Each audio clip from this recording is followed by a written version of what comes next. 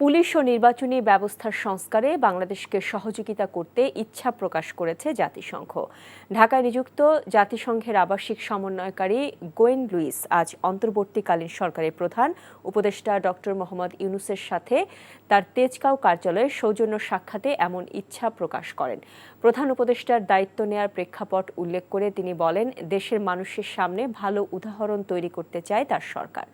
পরে একই স্থানে প্রধান উপদেষ্টার সাথে সাক্ষাৎ করেছেন ঢাকায় নিযুক্ত ইরানের রাষ্ট্রদূত মনসুর ছাবুসি। বাংলাদেশ এবং ইরানের ব্যবসা বাণিজ্য, জ্বালানি, শিক্ষা এবং স্বাস্থ্য খাতের সহযোগিতা এগিয়ে নেওয়ার ওপর গুরুত্ব আরোপ করেন। একই স্থানে প্রধান উপদেষ্টার সাথে সাক্ষাৎ করেছেন ঢাকায় নিযুক্ত ডেনমার্কের রাষ্ট্রদূত ক্রিশ্চিয়ান ব্রিক্স মোলার। সাক্ষাতে ম্যানগ্রোভ গবেষণা ও শ্রম সংস্কারের জন্য ডেনমার্কের সহায়তা চান ডক্টর ইউনূস। এর আগে ডক্টর ইউনূসের সাথে সাক্ষাৎ করেন সেনাবাহিনী প্রধান জেনারেল ওয়াকারুজ্জামান। আইনশৃঙ্খলা রক্ষায় মাঠ পর্যায়ে সেনাবাহিনী কার্যক্রম সম্পর্কে প্রধান উপদেষ্টাকে অবহিত করেন সেনাপ্রধান।